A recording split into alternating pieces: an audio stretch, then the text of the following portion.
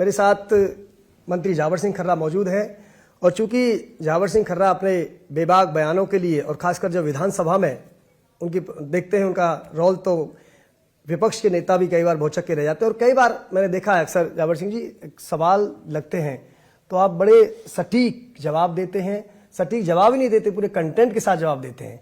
खैर फिलहाल आज लेकिन मौका दूसरा है, आज हम बात करेंगे 1 साल पूरा होने पर राइजिंग राजस्थान को लेकर।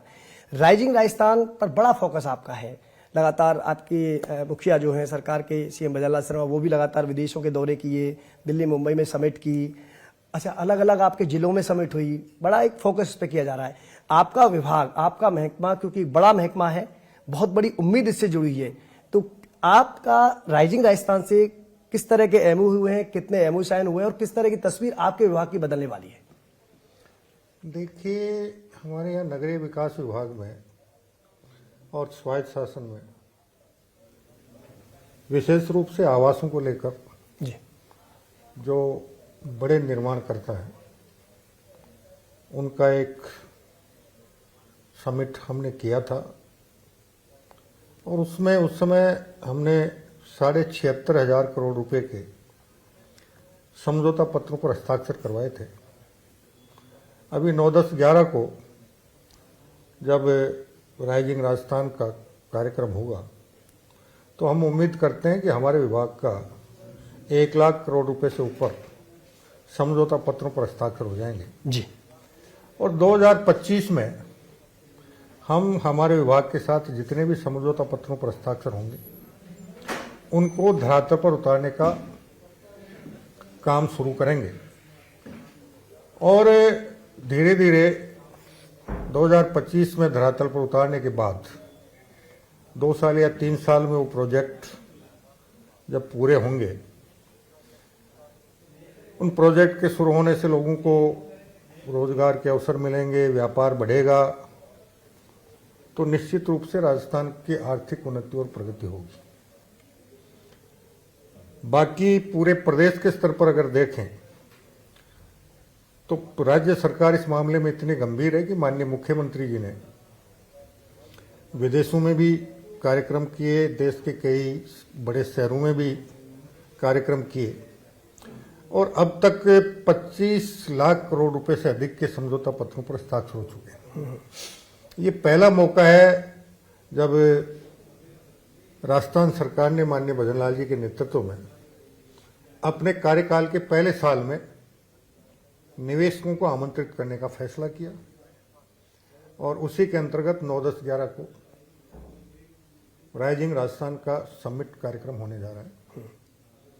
ये इसलिए किया क्योंकि सामान्यतः सरकारें अपने कार्यकाल के अंतिम साल में इस प्रकार का प्रयास करते हैं, जैसा गत सरकार ने भी किया था।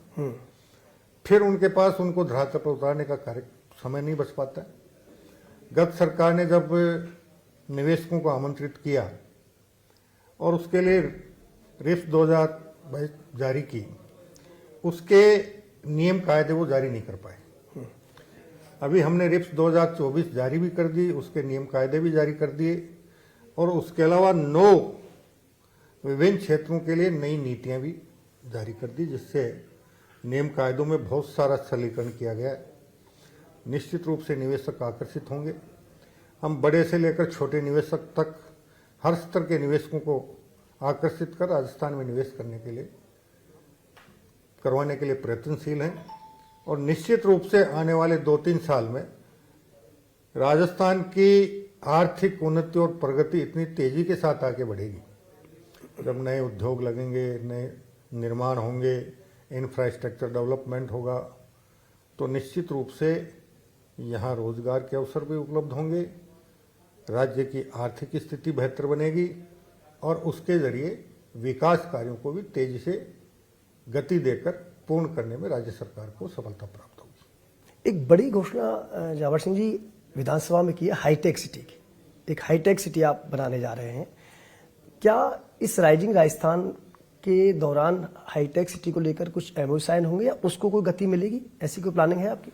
हाईटेक सिटी को लेकर भी निश्चित रूप से एमओयू होंगे और उसके लिए हमने 2-3 जगह चिन्हित कर रखी हैं। राइजिंग राजस्थान में जो निवेशक आएंगे उनसे चर्चा के बाद हम हाईटेक सिटी का स्थान तय करेंगे। उससे पहले समझौते हो जाएंगे। समझौते के बाद जब शांत तय हो जाएगा तो निश्चित रूप से हाईटेक सिटी के निर्माण कार्य प्रारंभ होगा और निवेशकों को आमंत्रित करके वहाँ उन्हें निवेश करने के लिए प्रोत्साहित करेंगे। एक अभी आपने मेट्रो को लेकर 2 फेज की घोषणा की है, लेकिन विपक्षी पार्टी का आरोप है कि आप पहले फेज का काम आपने रोक दिया। एक बात साथ में मेरा एड ऑन ये भी था जावर सिंह जी कि ये पहले तो इसका आप जवाब देंगे कि आपने क्या काम रोका है या विपक्ष किस तरह का आरोप लगा रहा है। दूसरा, ये 2 फेज का जो मेट्रो होगा वो किस रोड मैप के साथ, यानी कि किस विजन के साथ आप ला रहे हैं, कितना लाभ उसको जनता को मिलेगा? जी, जयपुर मेट्रो पहले राजस्थान सरकार के स्वामित्व वाला उपक्रम था। अभी हमने भारत सरकार के साथ जॉइंट वेंचर का समझौता किया जिसमें 50% हिस्सा राज्य सरकार का रहेगा और 50% हिस्सा भारत सरकार का रहेगा। इससे हमें मेट्रो के विस्तार के लिए धनराशि उपलब्ध करवाने में बहुत सहायता मिलेगी। और अभी जो काम हमने रोके हैं वो इसलिए रोके हैं कि उनमें कुछ शिकायतें थी, उनका कुछ और विस्तार होना है जी, और हम इस लक्ष्य को लेकर चल रहे हैं कि अभी पूरे जयपुर शहर में जयपुर मेट्रो की जो लंबाई है वो बहुत कम है। हम आने वाले 4 साल में इस लंबाई को कम से कम 7-8 गुना बढ़ाने का लक्ष्य लेकर चल रहे हैं। भारत सरकार के साथ जॉइंट वेंचर इसीलिए किया है कि हमें वित्तीय संसाधन आसानी से उपलब्ध हो सके। जी, भारत सरकार का और दिल्ली मेट्रो का और दूसरे उस तकनीकी ज्ञानवर्धन भी हमारा हो सके, उनका सहयोग, तकनीकी सहयोग भी मिल सके, आर्थिक सहयोग भी मिल सके, प्रशासनिक सहयोग भी मिल सके। और उसके बाद जयपुर मेट्रो का हम इतना विस्तार करना चाहते हैं कि जयपुर में जो यातायात का दबाव बढ़ा है वो आने वाले 4 साल बाद यातायात का दबाव बहुत हद तक मेट्रो का विस्तार करके हम कम करने में सफलता प्राप्त करें। ये 2 फेज का थोड़ा सा और हमारे दर्शकों को बता दीजिए, कहां से कहां निकलेगा, कितना बड़ा इसका फायदा होगा और कब आपका काम शुरू हो जाएगा? देखिए, अभी मंत्रिमंडल ने जॉइंट वेंचर के प्रस्ताव को स्वीकृति दी। प्रस्ताव भारत सरकार को भेज दिया गया। भारत सरकार के साथ हमारे अधिकारियों की 2 बार मीटिंग हो चुकी है। बहुत जल्दी भारत सरकार के साथ जब ये जॉइंट वेंचर का समझौता धरातल पर उतर जाएगा उसके बाद हमारी कोशिश ये है कि अजमेर रोड पे जो नया बस टर्मिनल बन रहा है उसको जोड़ा जाए, उधर सीतापुरा से विश्वकर्मा को जोड़ा जाए और आने वाले समय में हम इसको हमारे नज़दीक के जो छोटे कस्बे हैं जिन्हें भारत सरकार द्वारा सैटेलाइट टाउन के रूप में विकसित करने का प्रस्ताव राजस्थान सरकार और भारत सरकार के मध्य विचाराधीन है। जब सैटेलाइट टाउन के प्रस्ताव स्वीकार हो जाएंगे तो उन सैटेलाइट टाउन तक भी हम मेट्रो का विस्तार करने में प्रयास करेंगे और निश्चित रूप से उसमें सफलता प्राप्त करेंगे। एक अफोर्डेबल हाउस की बात होती है क्योंकि आपका जो विभाग है उससे आम आदमी को उम्मीद होती है और आप पीएम मोदी कहते भी हैं कि हर एक सर पर छत हो, यानी कि हर गरीब व्यक्ति को उसका मकान मिले।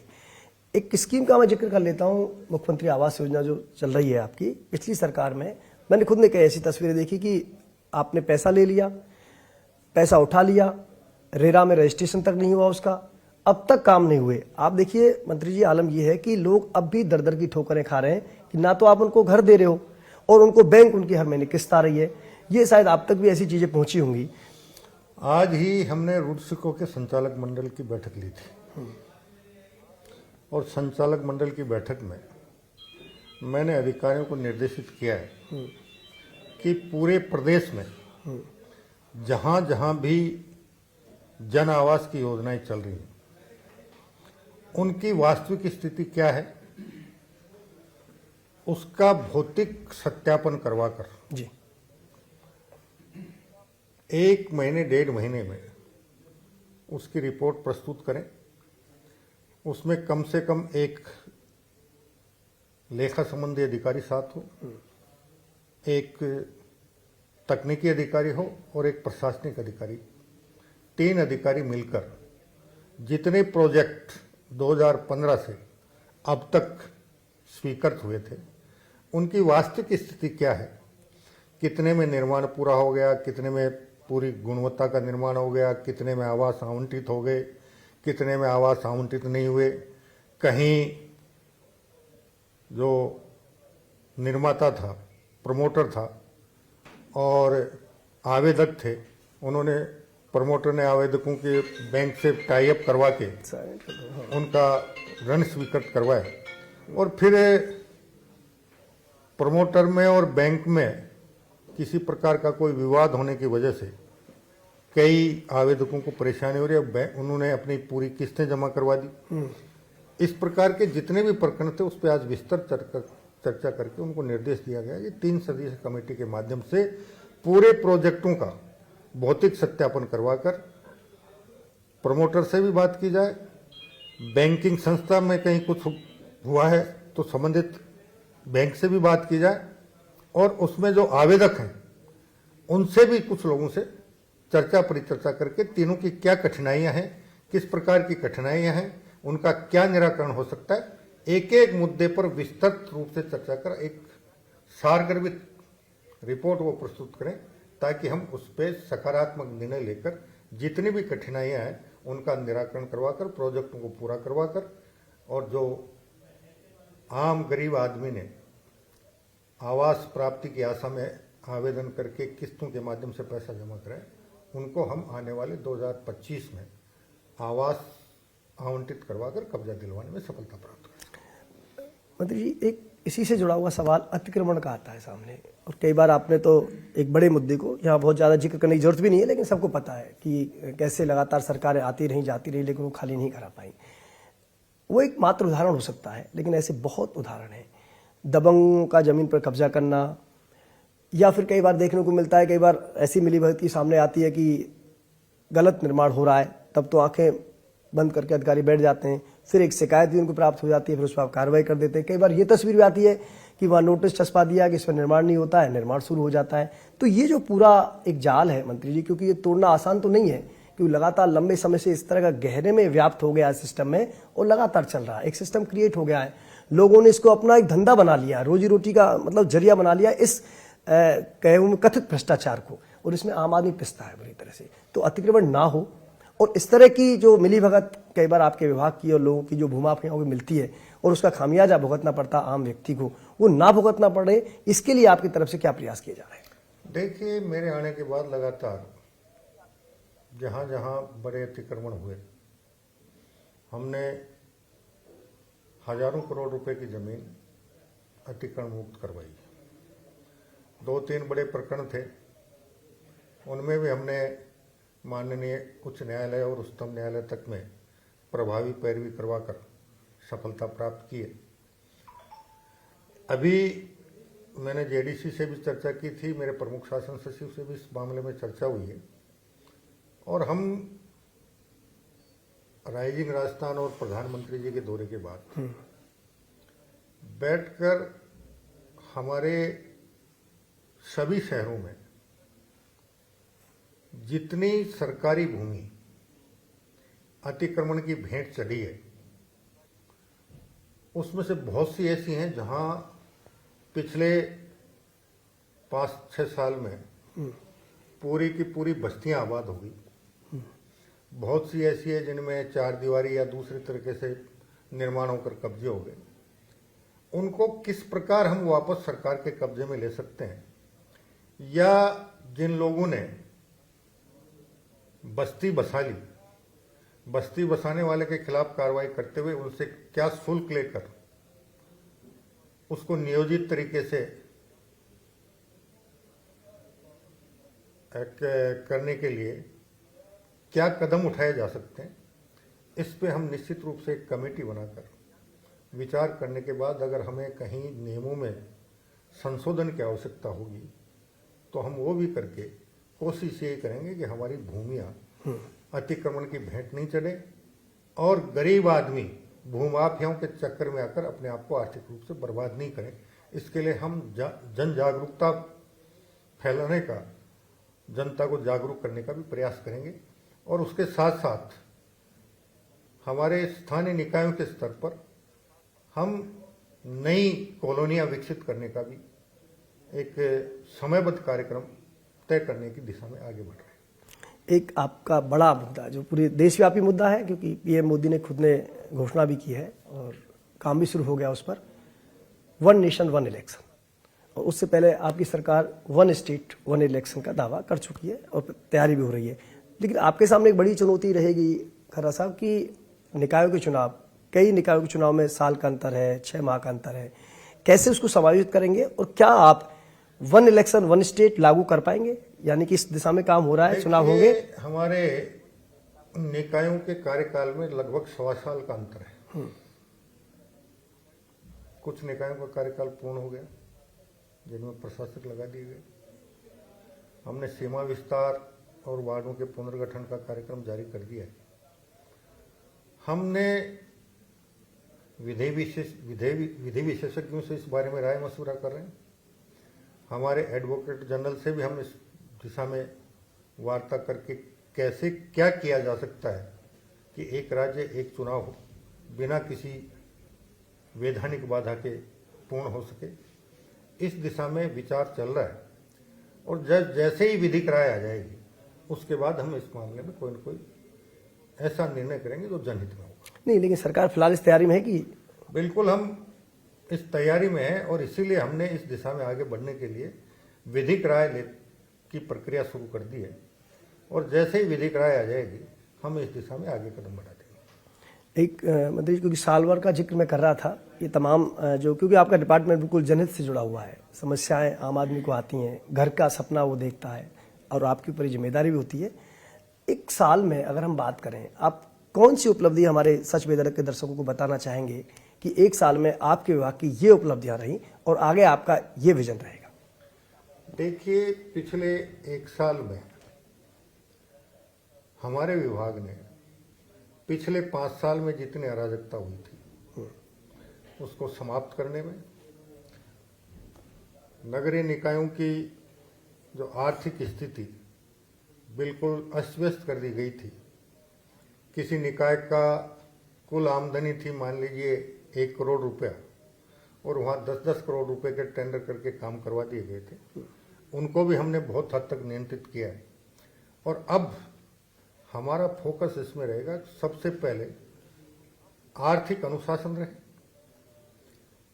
गुणवत्तापूर्ण विकास के काम हो और आम आदमी के लिए जहां जहां आवश्यकता हो सभी नगर निकायों में भूमि का अर्जन करके, आवृत्ति करके और जनहितकारी आवासीय योजना जारी की जाए ताकि आम गरीब आदमी को भूमाफियाओं के चक्कर में पड़कर अपने जीवन भर की गाड़ी कमाई नहीं गंवानी पड़े और सरकार उन्हें उचित दामों पर उनकी मांग के अनुरूप उचित क्षेत्रफल के भूखंड उपलब्ध करवा सके। इसके साथ साथ हम मुख्यमंत्री जन आवास योजना और प्रधानमंत्री जन आवास योजना में भी ये प्रयास कर रहे हैं कि अब तक 2015 से जब से ये योजना आई थी अब तक जो कुछ हुआ उसको, जो कमी बेसी रही है उसको सुधार कर आने वाले 1-1.5 साल में सारे प्रोजेक्ट्स को पूरा करके जिन जिन आकांक्षी आवेदक हैं उनको आवास उपलब्ध हो जाए।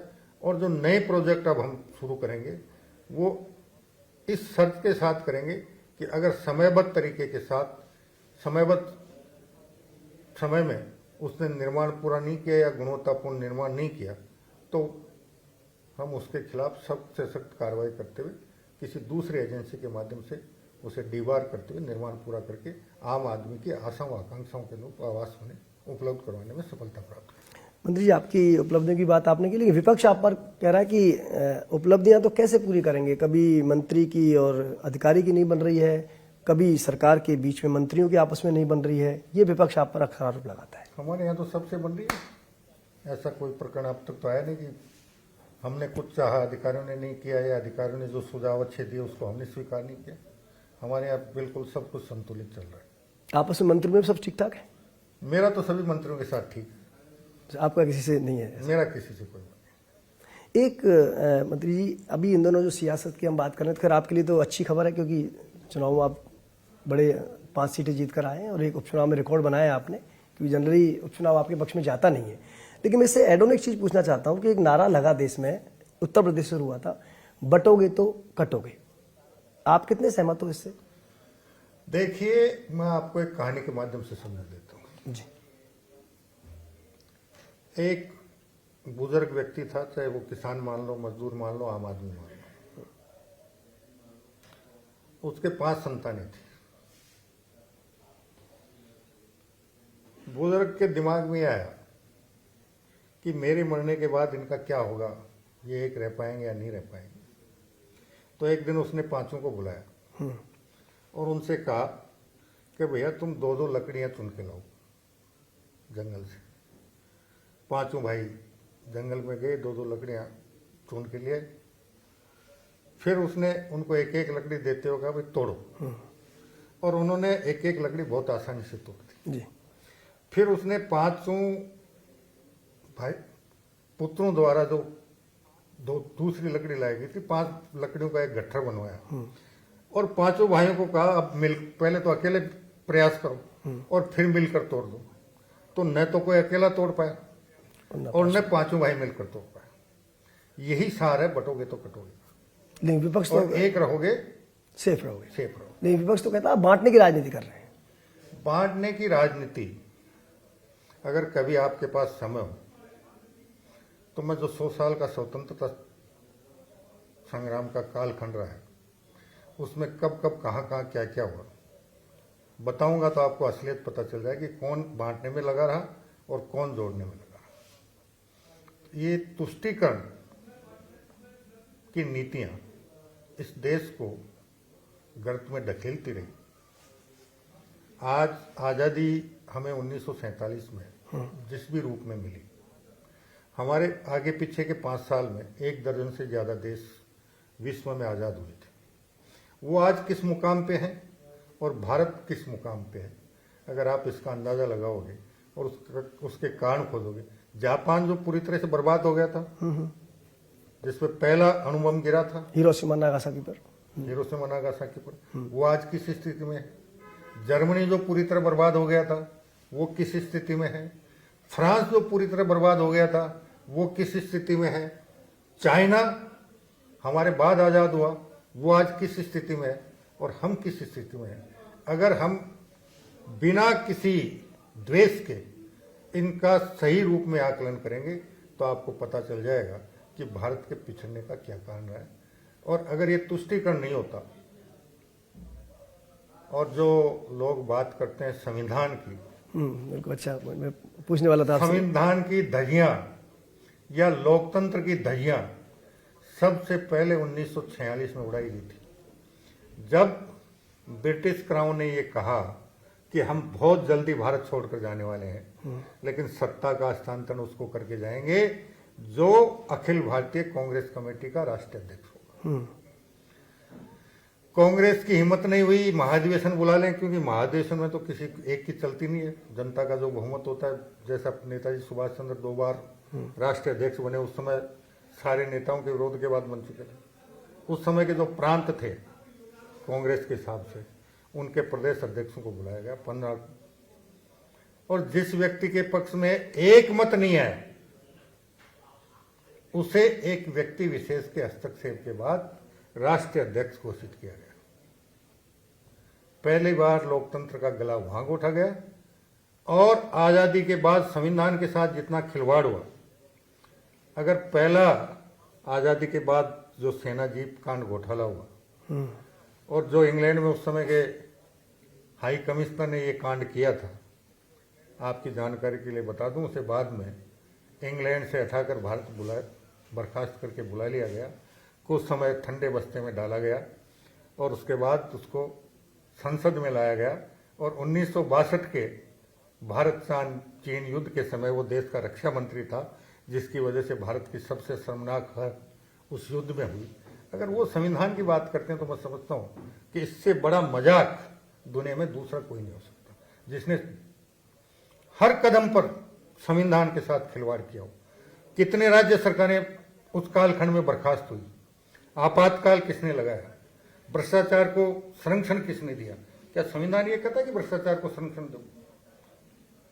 दीप कांड से लेकर, मुंदड़ा कांड से लेकर, नागरवाला कांड से लेकर इतने कांडों पे पर्दा डाला गया, कोई भी संविधान ये नहीं कहता कि आप किसी कांड पे पर्दा डालो। और फिर भी अगर वो उस पार्टी के लोग ये कहें कि हम संविधान की रक्षा करेंगे, तो इससे हास्यास्पद मजाक दूसरा कोई नहीं हो सकता। किताब लेके साथ चलते हैं तो संविधान की, और कहते हैं आप तो संविधान को किताब बदल कुछ भी दोगे। ले लो ना, आप किताब की पालना तो करो। किताब लेकर चलने से कुछ नहीं होता है। उसमें क्या लिखा हुआ है, उसमें क्या निर्देश है, उनकी पालना करें, तब तो किताब साथ लेकर चलना सार्थक है। और केवल मात्र दिखावे के लिए अगर कोई किताब साथ लेकर चले तो उसका कोई अर्थ नहीं है। आजकल एक मुद्दा और चल रहा है मंत्री जी, बहुत ज़्यादा समय आपका नहीं लेंगे हम। बिल्कुल, विपक्ष कहता है कि आप धर्म के नाम पर बांटने की राजनीति करते हो, और इन दिनों 2-3 उदाहरण बताए, जैसे संभल में हुआ एक कांड, अभी कोई याचिका अजमेर में लगा दी गई है, 2.5 दिन के झोंपड़े का भी आप लोग कहते हैं हिंदू इमारत थी। ये पूरा मामला क्या है और आप क्या कहना चाहेंगे इस पर? अगर आपको इसको समझना है तो आजादी से पहले नेशनल असेंबली के चुनाव हुए थे। उस नेशनल असेंबली के चुनाव में पार्टियां तो बहुत थी जिन्होंने भाग लिया, लेकिन 2 प्रमुख पार्टियां थी जिन्होंने भाग लिया था। भाग क्या लिया था? अपने एजेंडे के साथ गए जी। एक का मुद्दा था कि अखंड भारत आजाद होना चाहिए, एक का मुद्दा था विभाजन के साथ भारत आजाद होना चाहिए। और उस चुनाव का परिणाम किसके पक्ष में गया, इसका विश्लेषण आप जिस दिन करोगे उस दिन सब कुछ समझ आ जाएगा। दूसरा, खिलाफत आंदोलन और आजादी से पहले और आजादी के बाद जो 2-3 बड़े कांड हुए, अगर आप उनका भी अध्ययन करोगे और उस समय की सबसे बड़ी पार्टी के बड़े नेताओं का उनके प्रति क्या रुख था, और सबसे बड़ी बात, महाशय राजपाल की जो एक बड़ा प्रकाशक समूह का मालिक था, उसकी किसी के द्वारा हत्या की गई, वो पकड़ा गया, फांसी की सजा हुई। उसके लिए उस समय के अखिल भारतीय कांग्रेस कमेटी, जिसको आज कांग्रेस क्या कहते हैं मुझे पता नहीं, उसका जो सर्वोच्च नेता था, उस हत्यारे के लिए उन्होंने क्या कहा था। स्वामी श्रद्धानंद की हत्या हुई, उस हत्यारे को के बारे में उन्होंने क्या कहा था। अगर आप कभी उसको पढ़ लोगे तो असलियत पता चल जाएगी कि कौन बांट रहा है, कौन जोड़ रहा है। नहीं तो आप क्या ये कहना चाहते हो कि जो इतिहास जो लिखा गया वो सही नहीं था, जो इन पीढ़ियों को पढ़ाया जा रहा है वो सही नहीं था, और सही इतिहास सामने आना चाहिए? आप बिल्कुल आना चाहिए। आप आक्रमणकारियों को, अत्याचारियों को, जुल्मियों को महान पढ़ाते रहे, और जो अपनी मातृभूमि की स्वतंत्रता के लिए, उसकी अक्षुण्णता के लिए, एकता अखंडता के लिए लड़ते रहे, बलिदान होते रहे, उनको आतंकवादी पढ़ाते रहे। ये कौन सा इतिहास था? और सबसे बड़ी बात, 1947 से लेकर 1977 तक भारत सरकार के जो शिक्षा मंत्री रहे, उनकी शैक्षिक पृष्ठभूमि देख लो, आपको पता चल जाएगा कि किस प्रकार का इतिहास उन्होंने लिखवाया होगा। जो कभी 4वीं 5वीं जमात से आगे नहीं पढ़ पाए, वो जब भारत सरकार में शिक्षा मंत्री बनेंगे और उन्होंने ऐसे इतिहासकारों के हाथ में इतिहास लिखने का जिम्मा दे दिया जिन्होंने कभी भी इस राष्ट्र को अपना राष्ट्र नहीं माना, तो वो तो इतिहास तो ऐसा ही मिलेगा। अब धीरे धीरे सुधार हो रहा है, लोगों के सामने सच्चाई आ रही है, लोग समझ पा रहे हैं, धीरे धीरे सब कुछ सुधरेगा। आप पूरा सुधारेंगे, पूरा प्लानिंग है पूरी कि इतिहास भी बदलेंगे, और जैसे जो चिन्ह है, प्रतीक चिन्हों को बदलेंगे? सरकार का ये प्रयास है कि इतिहास का सही रूप में चित्रण हो, और भारतीय सभ्यता संस्कृति का मूल आधार भी यही है, भूतकाल, वर्तमान काल और भविष्य काल। भूतकाल में जो अच्छे काम हुए वो वर्तमान काल में जारी रहे, भूतकाल में जो गलतियां हुई उनको वर्तमान काल में सुधारा जाए, और अच्छे कामों को और अच्छी बातों को भविष्य काल के लिए सुरक्षित रखा जाए। और इसी दिशा में भारत सरकार और राज्य सरकार आगे बढ़ रही है। थैंक यू यावर सिंह जी। तमाम विषयों पर राइजिंग राजस्थान के साथ साथ ही 1 साल सरकार का पूरा हुआ है, इसके साथ ही तमाम उन विषयों पर हमारी जाबर सिंह खर्रा से बात हुई और उन्होंने बेबाकी से हर सवाल का जवाब दिया। वीडियो जर्नलिस्ट दिनेश बैरवा के साथ लाल सिंह फौजदार, सच बेधड़क, जयपुर।